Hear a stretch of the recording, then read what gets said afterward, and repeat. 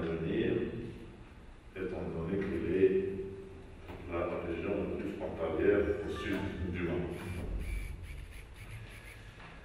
Je me permets de vous rappeler que nous disposons de 670 km de côte, ce qui en fait une région très riche en produits de la mer. C'est une région également très riche en agriculture. Ça va vous étonner que l'agriculture de l'agriculture dans le Sahara, mais oui, et une agriculture intensive, à très haute valeur ajoutée. J'espère que vous aurez l'occasion d'en visiter quelques fermes. Et évidemment, il y a le côté touristique. Côté touristique aussi bien de loisirs que côté touristique sportif.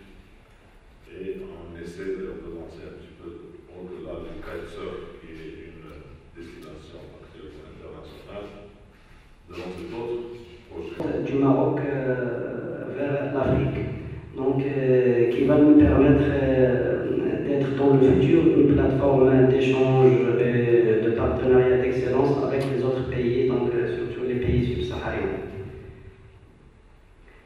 Donc il constitue 20% de la superficie totale du royaume. La population actuelle est estimée à peu près 170 000 habitants. Donc, qui est concentré, 90% de la population est concentrée au secteur de la pêche. Nous possédons environ 4 zones industrielles, une zone industrielle environ 44 hectares. La deuxième, c'est une zone industrielle portuaire.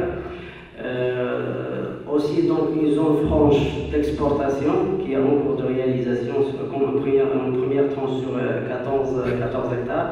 Avec la réutilisation des eaux usées dans le domaine d'irrigation des espaces verts, étant donné qu'on est dans une zone où l'alimentation en eau est issue d'une matière fossile, donc la réutilisation des eaux usées a répondu favorablement à plusieurs attentes. Il y a aussi le projet de conduite d'assainissement sur une ligne de 14 km, puis le projet de réalisation d'une station d'alimentation de l'eau potable. L'impression que j'ai eue sur les travaux et les infrastructures qui sont déployés pour le développement de la ville de Dakhla. Donc je tiens d'abord à vraiment adresser mes admirations à l'équipe qui compose à l'équipe administrative et à tous les directeurs et les présidents qui sont et conseillers, vraiment. Je me demande jusqu'à quel point la wilaya s'engage-t-elle à commercialiser ses exploits, surtout au côté touristique. On voit que déjà il y a cette commercialisation peut-être à l'extérieur, mais pour les villes, surtout du nord du Maroc, est-ce qu'il n'y a pas une commercialisation pour encourager les gens à visiter la ville? En ce qui concerne l'éducation, parce qu'on ne voit pas qu'il y a des projets qui sont utiles ou bien pour rapprocher la formation à l'élève. Donc la question c'est quels sont les projets réalisés ou bien qui sont à l'étude pour rapprocher la formation à l'élève. Donc, comme a dit le Wali, bien sûr, des efforts très importants ont été déployés dans ce secteur. Et on a maintenant, je vais être bref, on a maintenant, par exemple, si on compare dans la période de programme d'urgence, je veux dire 2009-2010 et 2012-2013, 2011-2012, on voit que les établissements de l'enseignement primaire étaient 21 et maintenant ils sont à 23. Les collégiens du 6 ils sont passés à 10, du qualifiant du 6 on a maintenant 7.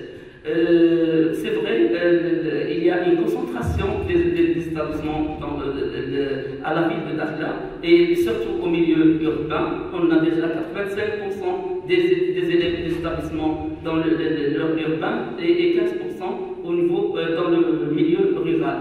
Une ville à vocation touristique à 100%, il va amener plus d'investisseurs, c'est sûr, dans l'avenir. C'est une ville nouvelle avec plusieurs potentialités.